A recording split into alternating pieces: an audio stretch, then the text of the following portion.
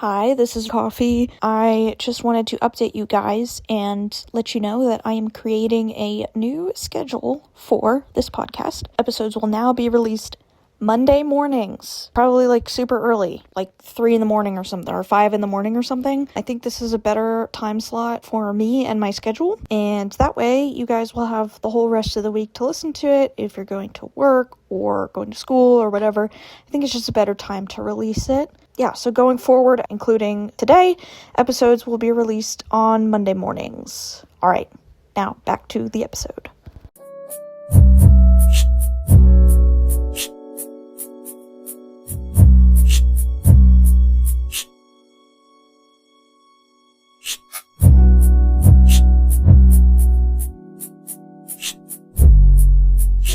Hello, my friends, hello, and welcome back to another episode of Cat Tales, a Warrior Cats reread podcast. I'm your host, Coffee, and today we'll be reading chapters 20 through 23 of Book 5 in the first Warrior Cats arc, A Dangerous Path. Now, we're actually pretty close to the end of this book. This book only has 27 chapters. The previous ones have had 30, or pretty close to 30. So it'll be this episode, and then one more, and we'll be done with this book. So it's been a lot faster than the other ones. But there has been plenty of content, plenty of crazy stuff happening. And where we last left off, Bluestar refused to make any of the apprentices except for Cloudpaw into warriors. Swiftpaw and Brightpaw got mad at that, and they decided to go try to attack the threat that has been terrorizing ThunderClan and hunting prey on their territory. And unfortunately, Swiftpaw was killed, and Brightpaw was brutally injured, and we figure out that it's the dogs that is the threat that StarClan has been warning Fireheart, Cinderpelt, and Bluestar about. Alright, chapter 20, quote, "Will she live?" Fireheart asked anxiously. Cinderpelt let out a weary sigh. She had come to Snake Rocks as fast as her uneven legs could run, and done her best to patch up the worst of Brightpaw's injuries with cobwebs to stop the bleeding and poppy seeds for the pain. At last the apprentice had recovered enough to be dragged back through the forest to the camp, and now she lay unconscious in a nest among the ferns near Cinderpelt's den. "I don't know," Cinderpelt admitted. "I've done the best I can. She's in the paws of StarClan now." "She's a strong cat," Fireheart meowed, trying to reassure himself. When he looked at Brightpaw now, curled among the ferns, she looked anything but strong. She seemed smaller than a kit, no more than a scrap of fur. Fireheart half expected each shallow breath to be her last. "Even if she recovers, she'll be hideously scarred," Cinderpelt warned him. "I couldn't save her ear or eye. I don't know that she'll ever be a warrior." Fireheart nodded. He felt sick as he forced himself to look at the side of Brightpaw's face, now swathed in cobwebs. All this reminded him of Cinderpelt's accident, when Yellowfang had told him that the young she-cat's leg would never heal properly. "She said something about the pack," he murmured. "I wonder what it was she really saw." Cinderpelt shook her head. "It's what we've been afraid of all along. There's something in the forest hunting us down. I heard it in my dream." "I know." Fireheart's muscles tensed with regret. "I should have done something long ago. StarClan sent that warning to Bluestar, too. But Bluestar has no respect for StarClan anymore. I'm surprised she even listened to them." "Do you think that's why this happened?" Fireheart spun around and faced the medicine cat. "Even he's not immune to conspiracy theories anymore." "No." Cinderpelt's voice was strained as she moved closer to Fireheart and pressed herself against him. "StarClan did not send the evil. I'm sure of that." As she spoke, a rustling in the fern tunnel announced the arrival of Cloudtail. "I thought I told you to get some rest," Cinderpelt meowed. "I couldn't sleep." The white cat padded over to settle himself in the ferns beside his friend. "I want to be with Brightpaw." He bent his head to give her shoulder a gentle lick. "Sleep well, Brightpaw. You're still beautiful," he murmured. "Come back to us. I don't know where you are now, but you have to come back." Cloudtail is unexpectedly the sweetest friend/boyfriend ever. He went on licking her for a moment more, and then looked up to fix a hostile glare on Fireheart. "This is all your fault," he burst out. "She and Swiftpaw should have been made warriors, and then they wouldn't have gone off on their own." He's definitely just projecting blame onto someone, because he knows he can't really blame anybody for this, except for the dogs. Fireheart met his kin's gaze steadily. "Yes, I know," he mewed. "I tried, believe me." He broke off as he heard the soft paw steps of another cat, and turned to see that Bluestar was approaching. Fireheart had sent Sandstorm to fetch her, and the ginger warrior followed her into the medicine cat's clearing. The clan leader stood and looked down at Brightpaw in silence. Cloudtail raised his head challengingly, and for a heartbeat Fireheart thought he was going to accuse Bluestar of being responsible for Brightpaw's terrible injuries as well, but Cloudtail stayed silent. Bluestar blinked a couple of times and asked, "Is she dying?" "That's up to StarClan," Cinderpelt told her, catching Fireheart's eye. "And what mercy can we expect from them?" Bluestar growled. If it's up to StarClan, Brightpaw will die, without ever being a warrior, mewed Cloudtail. His voice was quiet and sorrowful, and he bent his head again to lick Brightpaw's shoulder. Not necessarily, Bluestar spoke reluctantly. There is a ritual, thankfully little used. If a dying apprentice is worthy, she can be made into a warrior so that she may take a warrior name to StarClan. She hesitated. Fireheart held his breath in disbelief. Would Bluestar really put aside her anger at their ancestors to acknowledge the importance of StarClan in a warrior's life? Was she about to admit that Brightpaw had been denied the warrior status she deserved? Cloudtail looked up at the gray she-cat again. Then do it, he growled. Bluestar did not react to being ordered around by her newest warrior. As Fireheart and Cinderpelt looked on, pelts touching for comfort, and Sandstorm approached to bear silent witness, the clan leader dipped her head and began to speak. I ask my warrior ancestors to look down on this apprentice. She has learned the warrior code and has given up her life in the service of her clan. Let StarClan receive her as a warrior. Then she paused, and her eyes blazed with anger that burned like cold fire. She will be known as Lost Face, so that every cat knows what StarClan did to take her from us, she growled. Jail. Go to jail. This is just mean. It's like telling a wheelchair user their new name is Cripple. Like, that is diabolical. Fireheart stared at his leader in horror. How could she use this terribly wounded apprentice in her war against her warrior ancestors? But that's a cruel name, Cloudtail protested. What if she lives? Then we will have all the more reason to remember what StarClan have brought us to, Bluestar replied, her voice barely more than a whisper. They will have this warrior as Lost Face, or not at all. Cloudtail held her gaze for a moment longer, the light of challenge in his blue eyes, and then dipped his head as if he knew there was no point in arguing. Let StarClan receive her by the name of Lost Face, Bluestar finished. She bent her head and lightly touched her nose to Lost Face's head. There, it is done, she murmured. As if the touch had roused her, Lost Face's eyes opened and a look of terrible fear flooded into them. For a moment she struggled back to wakefulness. Pack! Pack! She gasped. Kill! Kill! Bluestar recoiled, her fur bristling. What? What does she mean? She demanded. But Lost Face had sunk into unconsciousness again. Bluestar looked wildly from Cinderpelt to Fireheart and back again. What did she mean? She repeated. I don't know, Cinderpelt mewed uneasily. That's all she will say. But Fireheart, I told you, Bluestar was struggling to speak. StarClan showed me an evil in the forest, and they called it Pack. Is it the Pack that has done this? Cinderpelt avoided her eyes, going instead to check on Lost Face. Fireheart sought for an answer that would satisfy his leader. He did not want Bluestar to know that her cats were being hunted down as if they were prey for some nameless, faceless enemy, but he knew that she would not be satisfied by empty reassurances. No cat knows, he replied at last. I'll warn the patrols to be on their guard, but if StarClan has abandoned us, patrols will not help us, Bluestar finished scornfully. Perhaps they have even sent this pack to punish me. No, Cinderpelt faced her leader. StarClan did not send the pack. Our ancestors care for us, and they would never disrupt the life of the forest or destroy a whole clan for a single grudge. Bluestar, you must believe this. Bluestar ignored her. She patted over to Lost Face and stood looking down at her. Forgive me, she meowed. I have brought down the wrath of StarClan on you. Then she turned away toward her den. This got very dark, very quickly. Loud wails of dismay come from the clearing as Longtail and Graystripe bring in Swiftpaw's body and lay it down. Goldenflower, his mother, sits next to him and her kits look on with wide, scared eyes. Sandstorm comes up to Cinderpelt and reassures her that with her care, Lost Face will pull through. Cinderpelt thanks her and reminds her that herbs can only do so much. Fireheart catches her eye and sees fear. He thinks that telling Lost Face about her face, if she lives, will destroy her, and she might not be grateful she survived. Cloudtail vows to still look after her. Quote, Fireheart felt a burst of pride.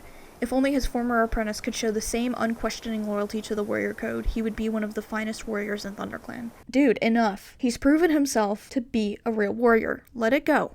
Like, he has not visited the Two Legs again. Just because he doesn't believe in StarClan does not mean that he doesn't care about the warrior code. That just annoyed me. Sandstorm goes to get fresh kill for everybody, including Lost Face, in case she wakes up. Cloudtail says he can't eat because he feels sick. Cinderpelt tells him to take poppy seeds so that he can sleep. He tells her he doesn't want to, but she scolds him and tells him it's what he needs, promising to wake him if there's any changes. Fireheart tells Cloudtail that she's a medicine cat and she knows best. When she brings the seeds, he does eat them, curling up next to Lost Face and falling asleep in seconds. Quote, I never thought he would care for another cat as much as that, Fireheart murmured. You didn't notice? For all her anxiety, there was a glint of amusement in Cinderpelt's blue eyes. He's been padding after Brightpaw, Lost Face, for a season now. He really loves her, you know. Seeing the two young cats curled up together, Fireheart could believe it. That's very sweet. They're like the best couple in warrior cats. I don't make the rules. So days passed since Swiftpaw's death and Lost Face's injury. Leafbearer had officially come to the forest. Lostface is still alive, but barely, and Cinderpelt is slowly gaining hope that she will survive. Fireheart excused Cloudtail from warrior duties so he could care for her. As Fireheart crosses the clearing, Graystripe emerges from the warrior's den and goes to the Freshco pile. Darkstripe pushes his way past to grab a rabbit, and Dustpelt glares at Graystripe before following Darkstripe to the nettle patch to eat. Fireheart tells Graystripe to ignore them and suggests that they eat together, reassuring Graystripe that they won't be hostile forever. Graystripe does not look convinced. Quote, across the clearing, Tawnykit and Bramblekit were playing with Willowpelt's 3 kits. Fireheart felt a pang of grief as he remembered how Lostface had sometimes played with them, as if she were looking forward to having kits herself. Would she ever mother her own litter now? I can't get over how much that kit looks like his father, meowed Graystripe after watching them for a moment. Just so long as he doesn't behave like his father, Fireheart replied. He stiffened when he saw Bramblekit bowl over one of Willowpelt's much smaller kits, but relaxed again as the tiny tortoiseshell sprang up and hurled herself joyfully on Bramblekit. It must be time he was apprentice, remarked Graystripe. He and Tawnykit are older than... He broke off, and a distant, sorrowful expression clouded his amber eyes. Fireheart knew that he was thinking of his own kits, left behind in RiverGlen. Yes, it's time I was thinking about mentors, he agreed, hoping to distract his friend from his bittersweet memories. I'll ask Bluestar if I can mentor Bramblekit myself. Who do you think would... You'll mentor Bramblekit? Graystripe stared at him. Is that a good idea? Why shouldn't I? Fireheart asked, feeling his fur start to prickle. I haven't an apprentice now that Cloudtail has been made a warrior. Because you don't like Bramblekit, retorted Graystripe. I don't blame you, but wouldn't he be better off with a mentor who trusts him? Fireheart hesitated. There was some truth in what Graystripe said, but Fireheart knew that he couldn't give the task to any other cat. He had to have Bramblekit under his own guidance to make sure he stayed loyal to ThunderClan. My mind's made up, he mewed curtly. I wanted to ask you who you think would be good for Tawnykit. Graystripe paused as if he wanted to go on arguing, then shrugged. I'm surprised you have to ask. There's an obvious choice. When Fireheart didn't speak, he added, Sandstorm, you mousebrain. Fireheart took a mouthful of wool to give himself time to think of an answer. Sandstorm was an experienced warrior. She had been an apprentice along with Fireheart himself, Graystripe, and Dustpelt, and she was the only one of the 4 never to have had an apprentice of her own. Yet something made him reluctant to give Tawnykit to her. Swallowing the wool, he meowed, I more or less promised Snowkit to Brackenfur. It's only fair I should ask Bluestar if he can mentor Tawnykit, seeing as he was disappointed so recently. Besides, he's a fine warrior, and he'll do a good job. Graystripe's eyes glowed briefly with pride. Brackenfur had been his apprentice, and he was clearly delighted to hear how well the young warrior was doing. Then he twitched his ears disbelievingly. Come on, Fireheart, that's not the real reason, and you know it. What do you mean? You don't want to give Tawnykit to Sandstorm because you're afraid of what Tigerstar might do. Staring at his friend, Fireheart knew that the Grey Warrior was right. The reason had been there in his mind, but he had refused to admit it, even to himself. Graystripe knows him better than he knows himself. They're gay. Happy Pride Month, by the way. You want to protect her, Graystripe went on, when Fireheart didn't speak. And what's wrong with that? Fireheart demanded. Tigerstar already encouraged Darkstripe to take the kits out of camp to visit him. Do you think that will be the end of it? Do you think he'll be content just to see them at gatherings? No, I don't. Graystripe gave an exasperated snort. But what will Sandstorm think? She's not some pretty little kitty pet hiding behind big, strong warriors. She can take care of herself. Fireheart shrugged uncomfortably. Sandstorm will just have to accept the decision. I'm sure Bluestar will agree to let Brackenfur have Tawnykit. Graystripe's amber eyes gleamed in anticipation of trouble ahead. You're the deputy, but Sandstorm isn't going to like it, he predicted. You want to mentor Bramblekit? Asked Bluestar.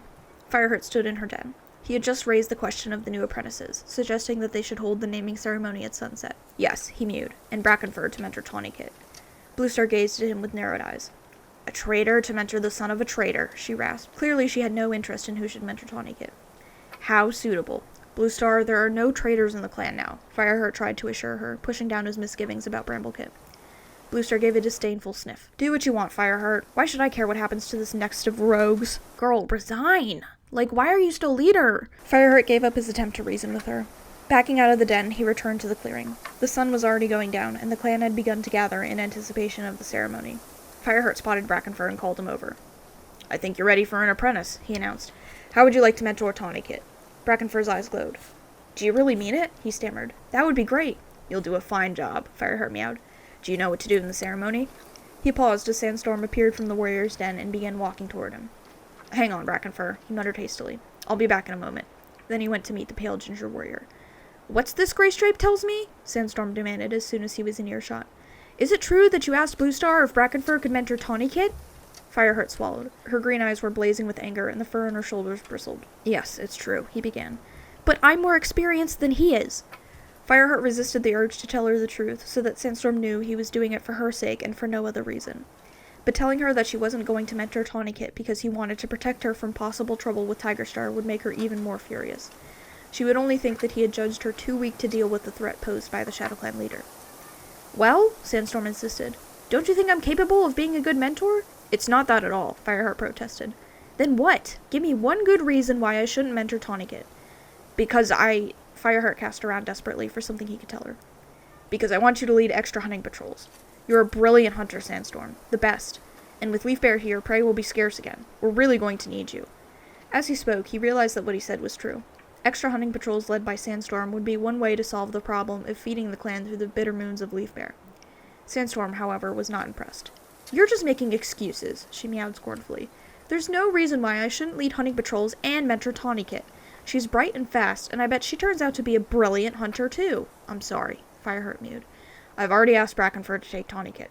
I'll ask Bluestar to give you one of Willowpelt's kits when the worst of Leaf Bear is over. Okay?" "No, it's not okay," Sandstorm hissed. "I haven't done anything to be passed over like this. I won't forget this in a hurry, Fireheart." Honestly, I see both sides here, but I'm on Sandstorm's side. Valid crash out, because he won't tell her the whole truth. Just tell her the truth. And also, that's not fair. Okay, well, if we want to make the argument of Tigerstar could do something to you, Fireheart, you're putting yourself in danger, which, of course, he has the whole hero syndrome thing, but, it's getting a little out of hand. He's gonna push Sandstorm away completely if he keeps doing stuff like this. She turned away and went to join Frostfur and Brindleface. Fireheart took a step after her and then stopped. There was nothing he could say, and besides, Bluestar had just appeared from her den to call the clan to the meeting. As the clan assembled, Fireheart noticed Greystripe crouching alone not far from the high rock. Mousefur stalked pointedly past him on her way to sit with the other she-cats.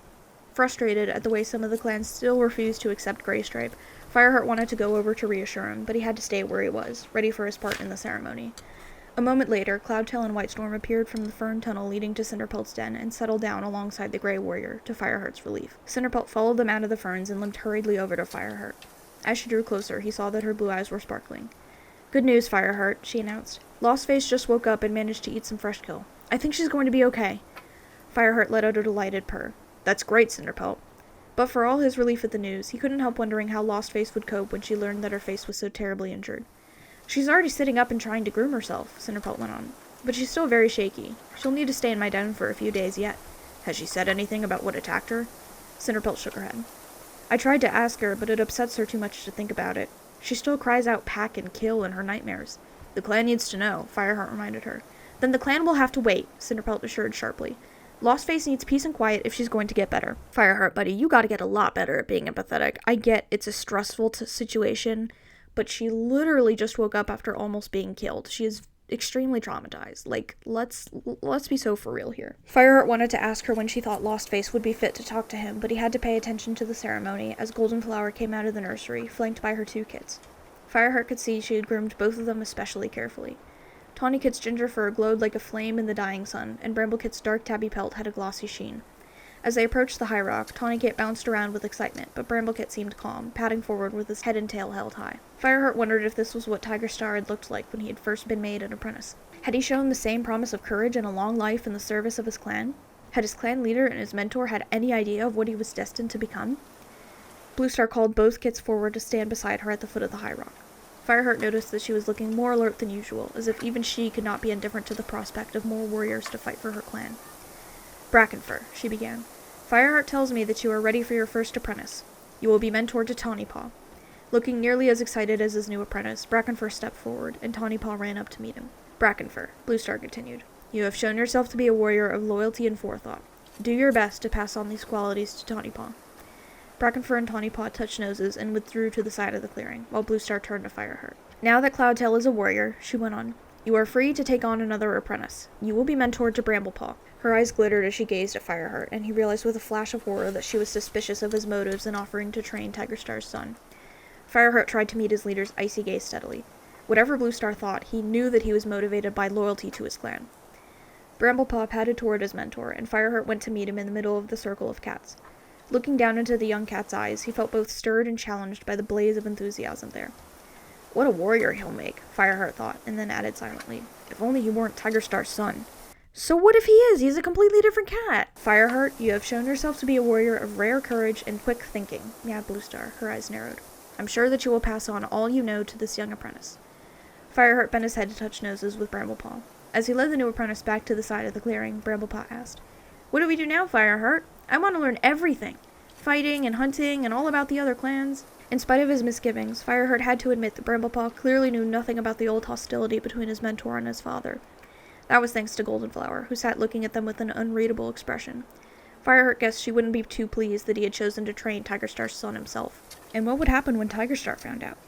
He could feel Darkstripe watching him closely and knew that the Dark Warrior would take the news to Tigerstar at the next gathering, if not before. "All in good time," Fireheart promised the eager apprentice. "Tomorrow we'll go with Brackenfur and your sister to tour the territory. Then you'll learn where the borders are and how to recognize the scents of the other clans." "Great!" Bramblepaw let out an excited squeak. "But for now," Fireheart went on as Bluestar drew the meeting to a close, "you can go and get to know the other apprentices. Don't forget you sleep in their den tonight." He flicked his tail in dismissal, and Bramblepaw dashed off to his sister's side as the other two cats started to crowd around, congratulating the two new apprentices and calling them by their new names. Watching them, Fireheart saw Graystripe get up and come toward him, passing Sandstorm on the way. He heard the ginger she-cat meow.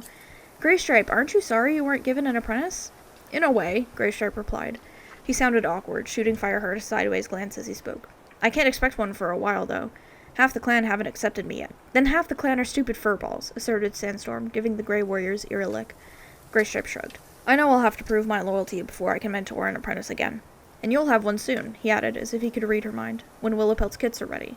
An annoyed look flashed across Sandstorm's face. Fireheart wondered whether he ought to try talking to her again, but as she spotted his hesitant approach, she turned to Graystripe and meowed loudly. "Come on, let's see if there's any fresh kilt left." Fireheart halted and watched miserably as Sandstorm got to her paws and led the way over to the pile of prey. Graystripe followed her, casting a worried glance at Fireheart as he went. Seeing Sandstorm turn her back on him, Fireheart felt bitter disappointment welling up inside him. However hard he tried, all his attempts to rekindle the old bond between him and Sandstorm seemed to be failing, and he missed her with a loneliness that could not be comforted by any of the other cats that thronged around him. I do feel kind of bad for him, honestly. Like, he's made some mistakes, but Sandstorm's just being a little dramatic. That's the end of Chapter 20, and now we're going to get into Chapter 21. Chapter 21, quote, "Keep well back," Brackenfur warned. "This is a dangerous place." He and Fireheart, with their two apprentices, were standing at the edge of the Thunderpath. Bramblepaw and Tawnypaw wrinkled their noses against its bitter smell. "It doesn't look dangerous to me," meowed Bramblepaw. Tentatively, he reached out one paw to place it on the dark, stony surface. At the same moment, Fireheart felt the ground tremble with the roar of an approaching monster.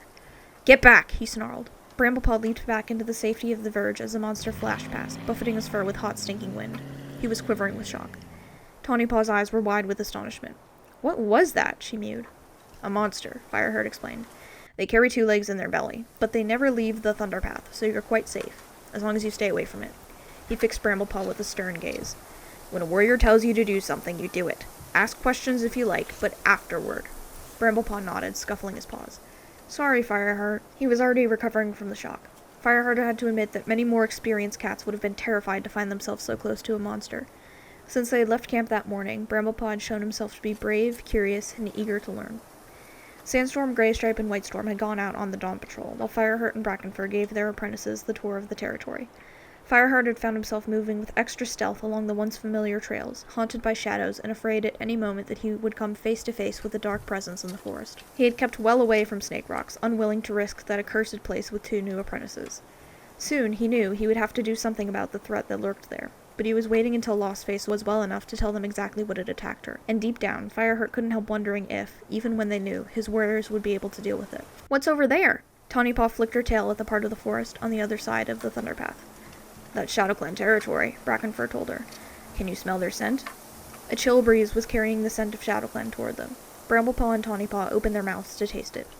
"We've smelled that before," announced Tawnypaw. "Oh?" Brackenfur shot a startled glance at Fireheart. "When Darkstripe brought us to the border to meet our father," explained Bramblepaw. "I spotted them." Fireheart wanted Brackenfur to know that this wasn't news to him. "I suppose we can't blame Tigerstar for wanting to see them," he added, forcing himself to be charitable. Brackenfur didn't reply, but he looked faintly worried, as if he shared Fireheart's misgivings about Tigerstar's relationship with these ThunderClan kits. "Can we go over there now and see our father?" Tawnypaw asked eagerly. "No!" Brackenfur sounded shocked. "Clan cats don't go into each other's territory. If a patrol caught us, there would be big trouble." "Not if we told them Tigerstar's our father," Bramblepaw insisted. "He wanted to see us last time." "Brackenfur told you no," Fireheart snapped.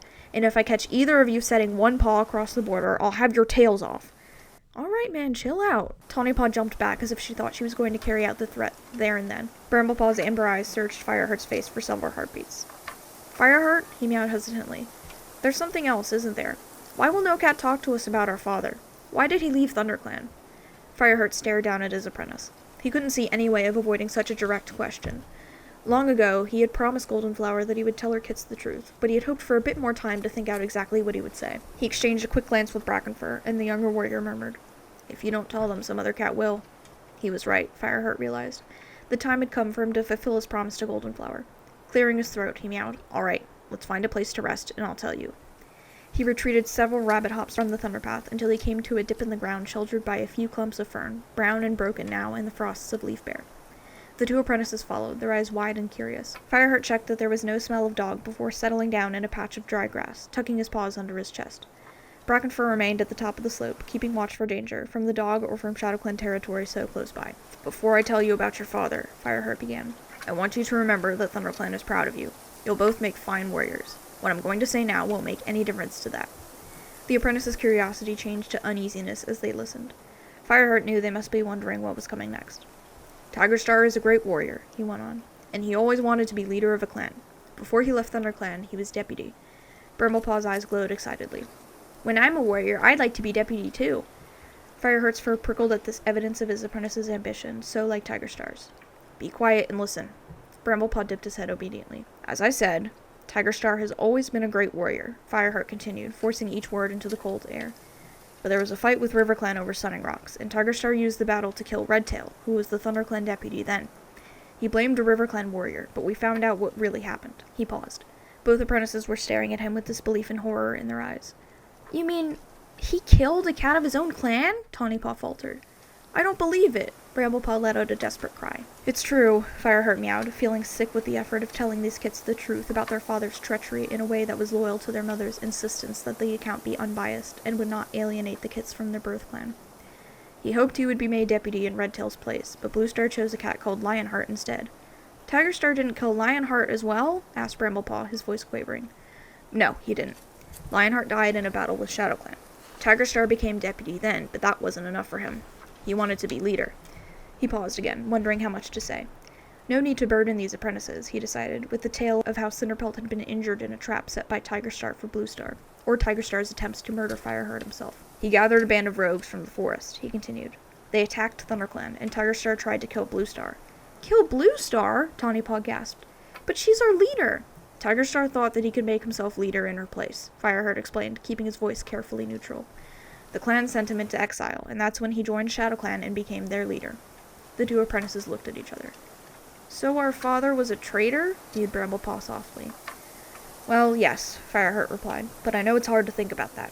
Just remember that both of you can be proud to belong to ThunderClan, and the clan are proud of you, just as I said. You're not responsible for what your father did.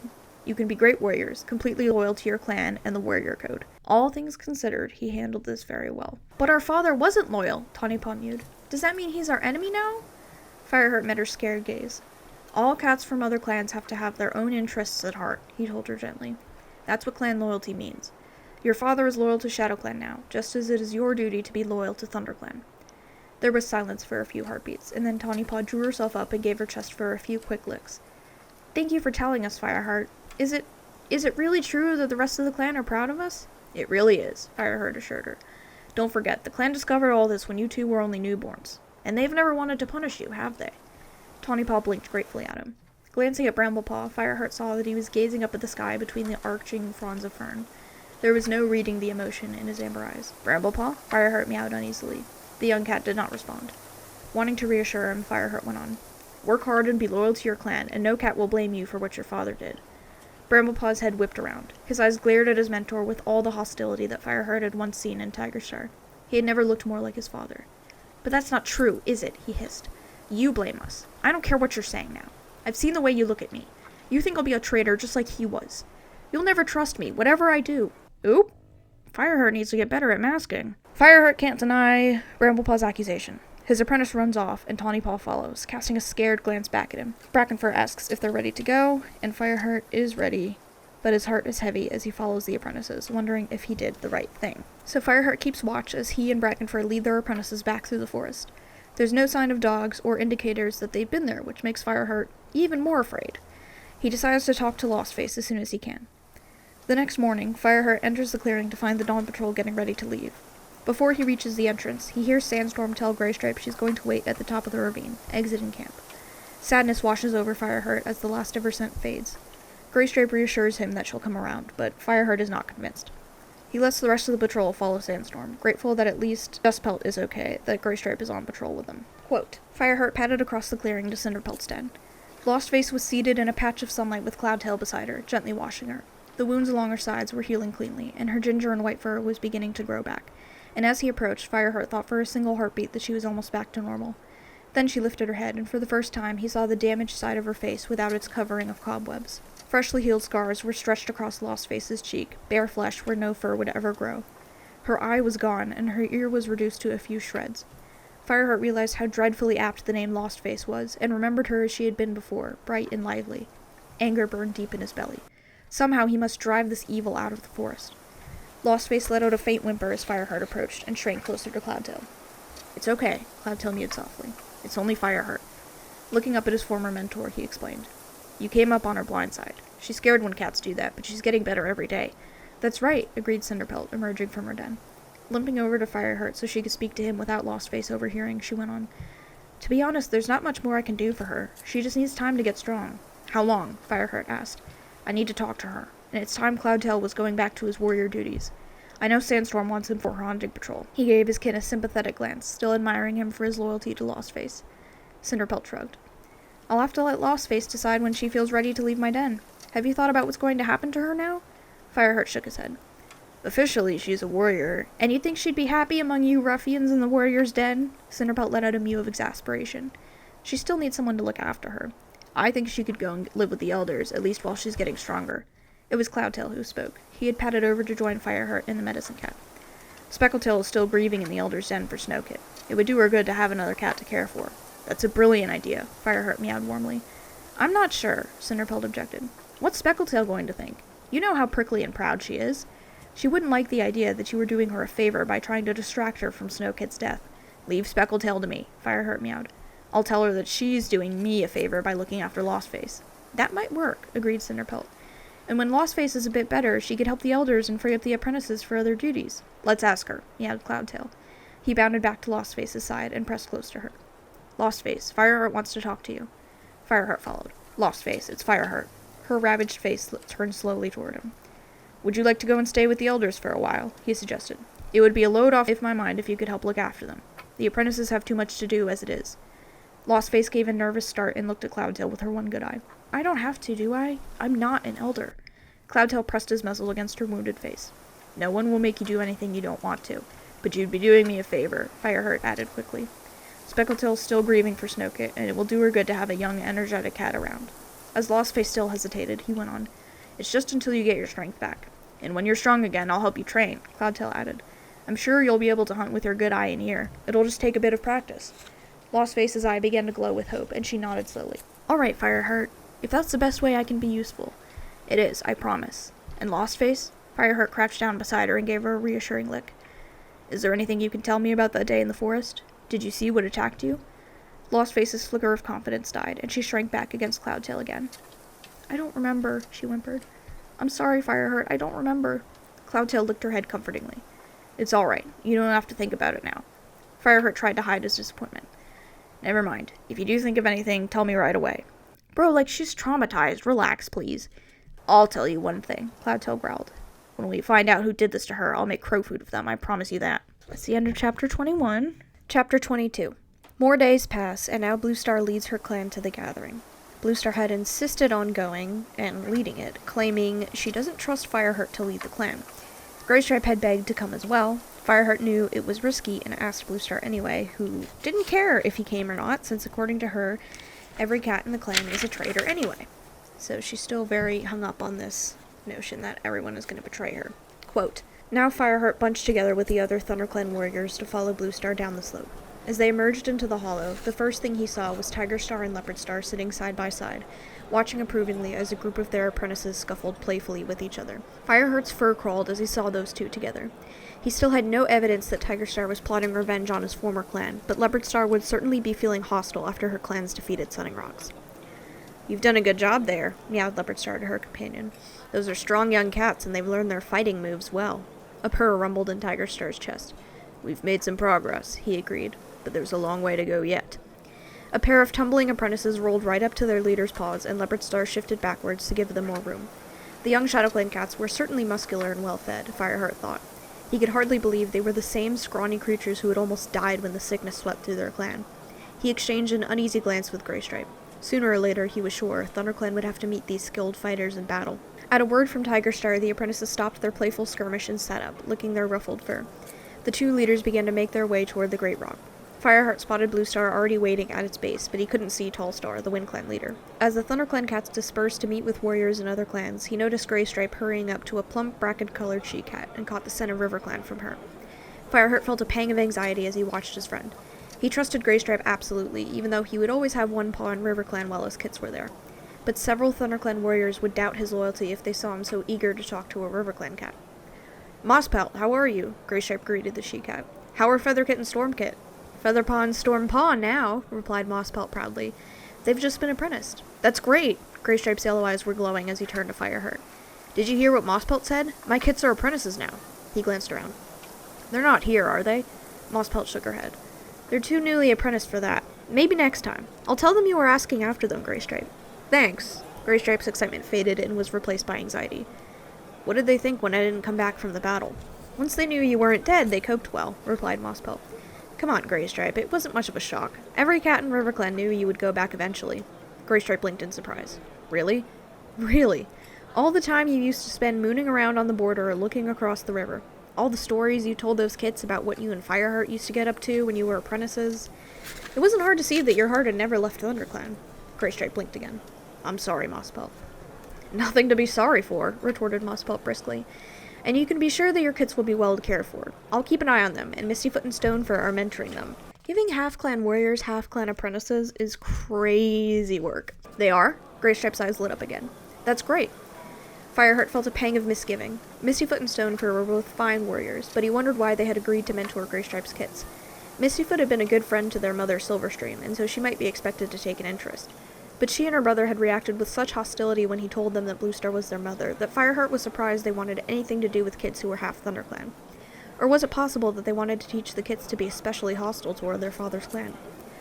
"You'll tell them how proud I am, won't you?" Graystripe meowed urgently to Mosspelt. "And remind them to do what their mentors tell them?" "Of course I will." Mosspelt let out a reassuring purr. "And I know Mistyfoot will help you keep in touch with them. Leopardstar might not like it, but, well, what she doesn't know won't hurt her." Fireheart had his doubts. After her rejection of Bluestar, Mistyfoot might not want anything more to do with ThunderClan. He suspected she would feel more loyal than ever to RiverClan and Graypool, the cat she had always loved as her mother. "Thanks, Mosspelt," mewed Graystripe. "I won't forget all you've done."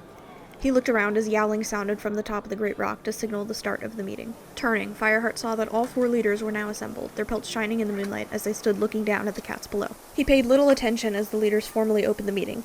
Instead, he wondered whether Bluestar would mention the terrible assault on Swiftpaw and Brightpaw, and whether any of the other leaders had similar news.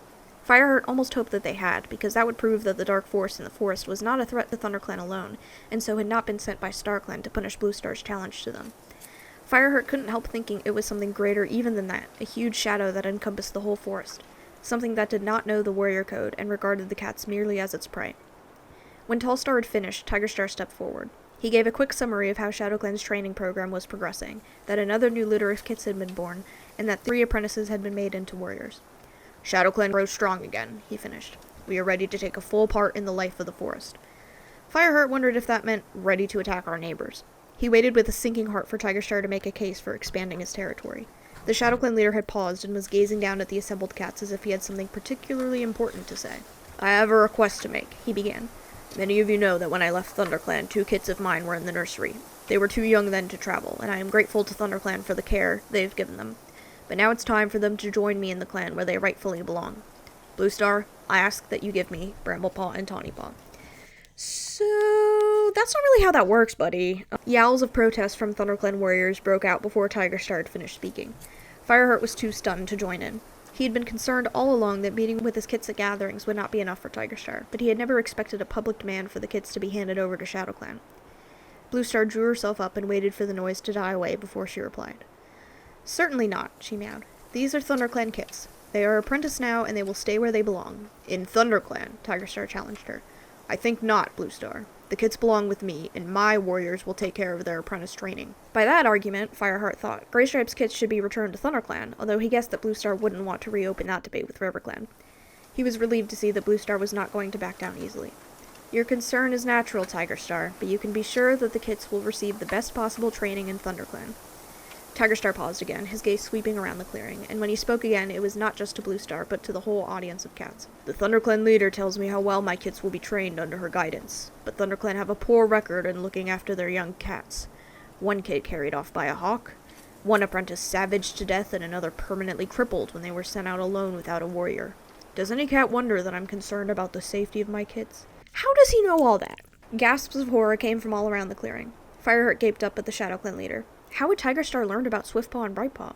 It was too soon for news to have traveled to ShadowClan, except... Darkstripe, Fireheart thought, flexing his claws in anger.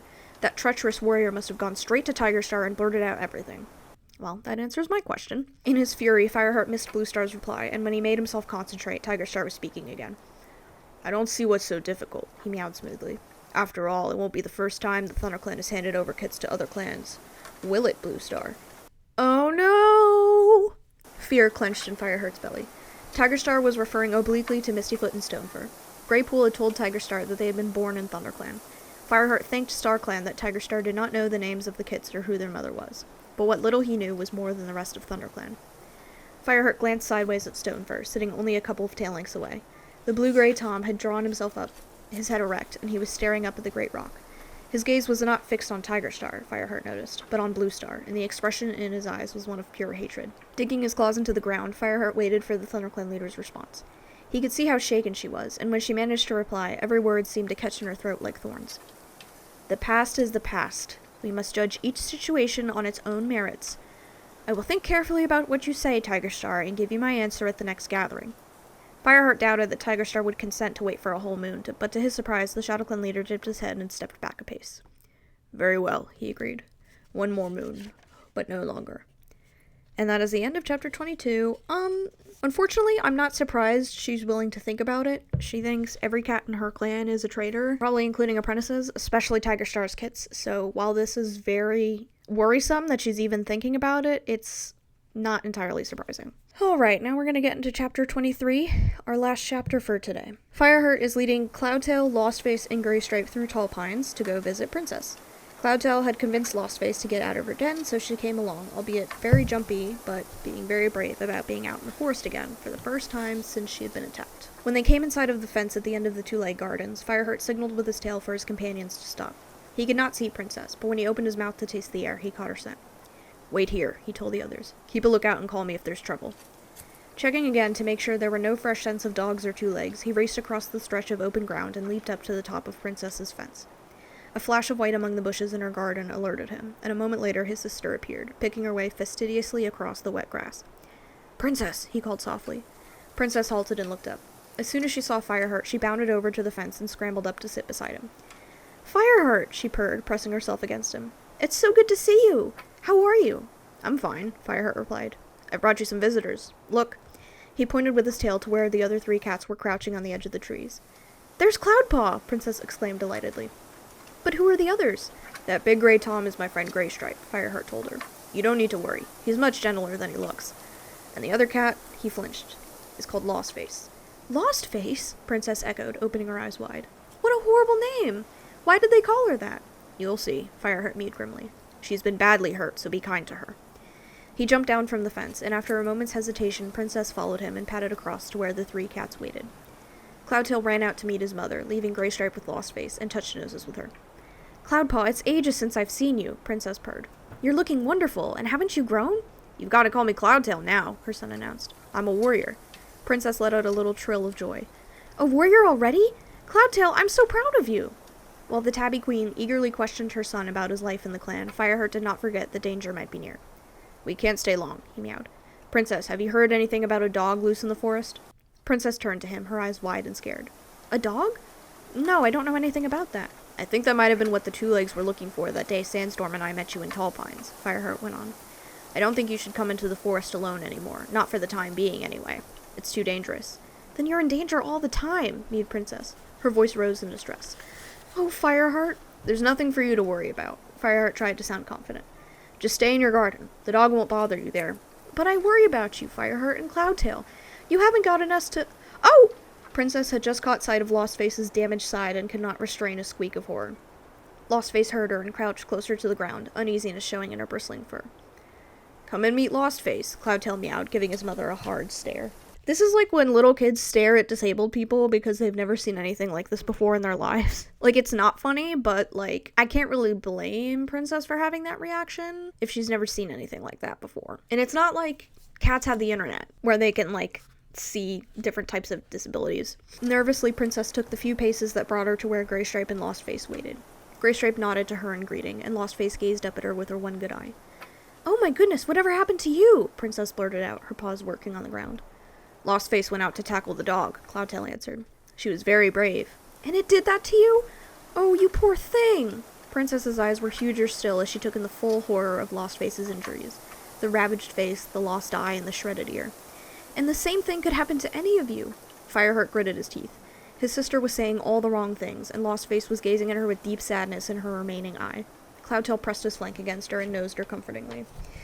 "I mean, like, she is, but she isn't. She's not wrong, but she does need to be more gentle and tell Lostface that, like, she's brave or something like that.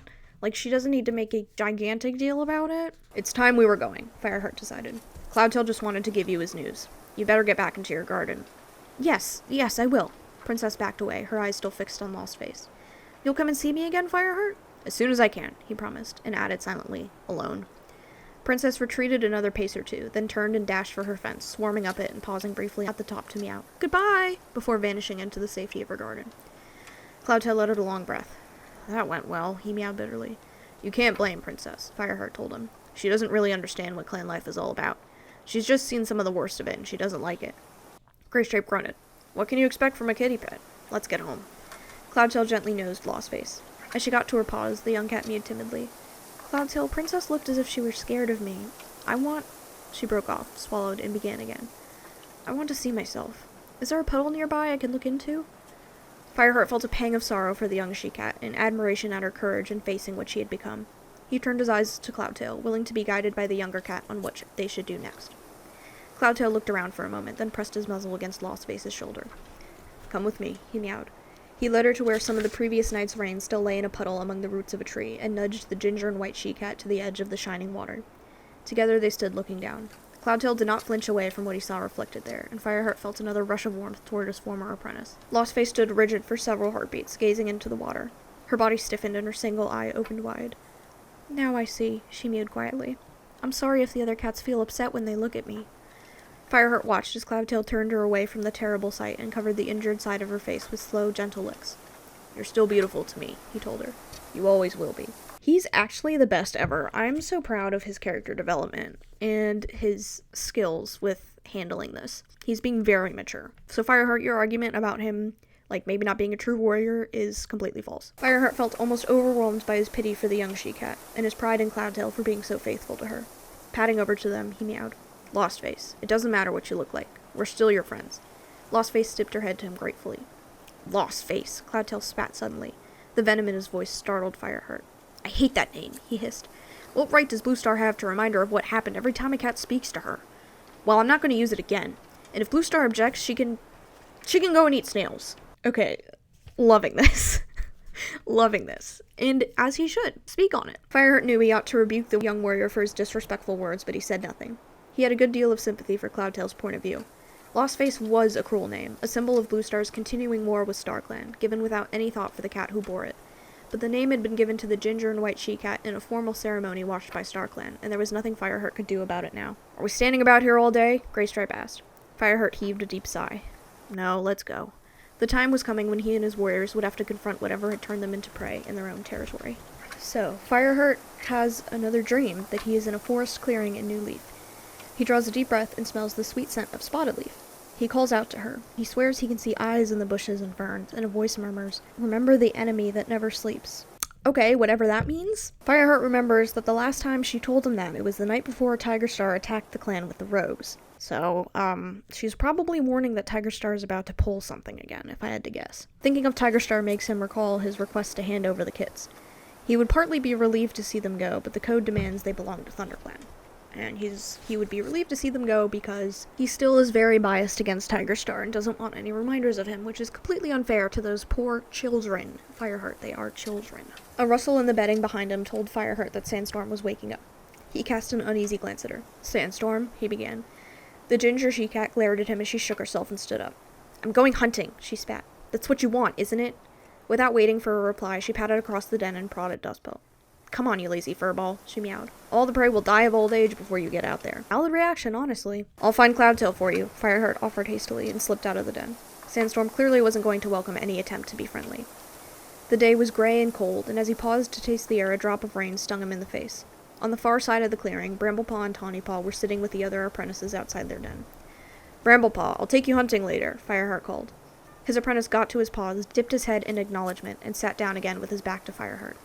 Fireheart sighed. Sometimes it felt as if every cat in the clan had a reason to dislike him. "Well, you're not exactly winning the Nobel Peace Prize right now, Fireheart. Let's be real here. You're not winning any awards right now." He headed for the Elder's Den, guessing that Cloudtail would be with Lostface. Even though the injured cat had been in the Elder's Den for a few days now, Cloudtail still spent all his spare time with her. When Fireheart reached the burned-out shell of the fallen tree where the elders lived, he saw the White Tom seated near the entrance to the den. His tail was curled around his paws while he watched Lostface gently examining Dappletail's pelt for ticks. "Is she okay?" Fireheart murmured, his voice low so that Lostface would not hear him. "Of course she's okay," another voice snapped. Fireheart turned to see Speckletail. The desolate look that she had worn since Snowkit's death had vanished. Her temper clearly hadn't softened, but her eyes glowed with affection as she looked at Lostface.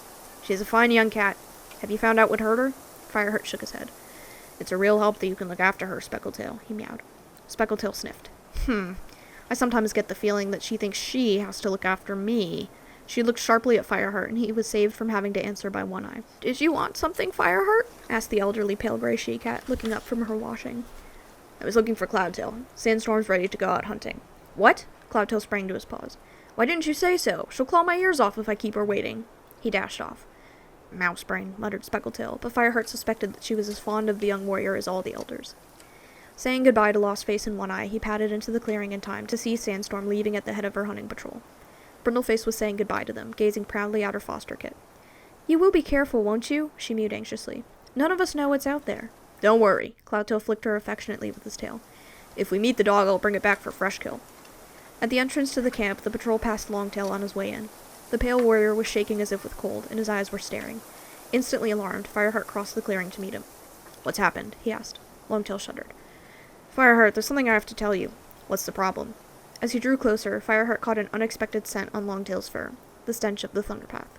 The acrid scent was unmistakable, and Fireheart's alarm turned to suspicion. "Where have you been?" he growled. "To ShadowClan, maybe? To see Tigerstar? Don't try to deny it. Your fur stinks of the Thunderpath." "Fireheart, it's not what you think." Longtail sounded worried. "Okay, I did go that way, but I didn't go anywhere near ShadowClan. I went to Snake Rocks." "Snake Rocks? What for?" Fireheart wasn't sure that he could believe anything the pale warrior told him. "I've sent a Tigerstar there," Longtail explained. 2 or 3 times lately. "And you didn't report it?" Fireheart felt his fur bristle with fury. "A cat from another clan on our territory. A murderer and a traitor, what's more, and you didn't report it." I thought," stammered Longtail. "I know what you thought," Fireheart snarled. "You thought, this is Tigerstar. He can do what he likes. Don't lie to me. You and Darkstripe were his allies when he was in ThunderClan, and you're still his allies now. It was you or Darkstripe who told him about Swiftpaw and Lostface. Don't try to deny it." "It was Darkstripe." Longtail scuffled the dry earth with his paws. "So that traitor could accuse Bluestar of negligence in front of the entire gathering," Fireheart concluded grimly. "So you could help him steal a couple of apprentices from this clan. That's it, isn't it? You're plotting with Tigerstar to steal his kids." No, you've got it wrong," meowed Longtail. "I don't know anything about that. Darkstripe and Tigerstar often meet together on the border by the Thunderpath, but they don't tell me what it's about." He glared resentfully. "Anyway, this isn't about the kits at all. I went to Snake Rocks to find out what Tigerstar was doing there, and I found something that you need to see." Fireheart stared at him. "You want me to come with you to Snake Rocks, where you admit you've sent a Tigerstar? Do you think I'm quite mad? Hello, Briticism. But Fireheart... Silence, Fireheart hissed. You and Darkstripe were always Tigerstar's allies. Why should I trust what you say now? He turned and stalked away. He was convinced that Longtail and Darkstripe were setting a trap for him, just as Tigerstar had once set a trap for Bluestar beside the Thunderpath. If he were mouse-brained enough to go with Longtail to Snake Rocks, he might never come back. He found that his paws had taken him to the Medicine Cat's clearing. As he brushed through the ferns, Cinderpelt put her head out of the cleft in the rock. Who? Fireheart! What's the matter? Fireheart halted, trying to get his anger under control. Cinderpelt's blue eyes widened in consternation. She patted to his side and pressed her gray flank against him. Steady, Fireheart. What got you worked up like this? It's just... Fireheart flicked his tail toward the main clearing. Longtail. I'm convinced he and Darkstripe are plotting against the clan. Cinderpelt narrowed her eyes. What makes you think that? Longtail wants to lure me out to Snake Rocks. He told me he sent Tigerstar there. I think they're setting a trap for me. Dismay spread over the Medicine Cat's face, but when she spoke, her words were not what Fireheart had expected. Fireheart, do you know how much you sound like Bluestar? Oop. Clock it. Fireheart opened his mouth to reply and could not. What did Cinderpelt mean? He was nothing like Bluestar, with her irrational fears that every cat in the clan was trying to betray her. Or was he? He forced himself to relax, letting the fur on his shoulders lie flat again. Come on, Fireheart, Cinderpelt urged. If he meant to lead you into a trap with Tigerstar, would he tell you he'd scented him? Even Longtail isn't as mouse-brained as that. I suppose not, Fireheart admitted reluctantly. Then why don't you go and ask him what it's all about? As he hesitated, she added, I know he and Darkstripe were Tigerstar's friends when he was here, but Longtail at least seems to be loyal to the clan now. Besides, if he is tempted to betray the clan, you won't help by refusing to listen when he tries to tell you something. That's just pushing him into Tigerstar's paws. I know, Fireheart sighed. I'm sorry, Cinderpelt. Cinderpelt let out a little purr and touched her nose to his. Go and talk to him. I'll come with you.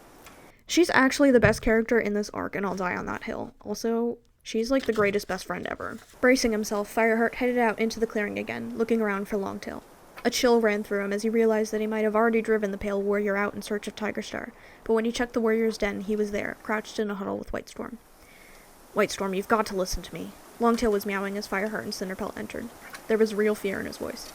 Fireheart thinks I'm a traitor, and you won't have anything to do with me. Well, it seems like you've been meeting Tigerstar and telling him our news, Whitestorm pointed out reasonably. Not me, Darkstripe, Longtail protested.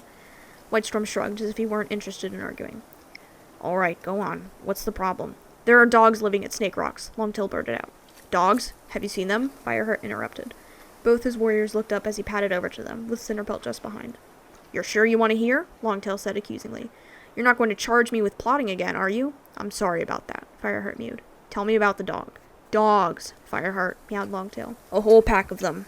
Fireheart's blood turned to ice at the word pack, but he said nothing, and Longtail went on. I told you I sent a Tigerstar over at Snake Rocks.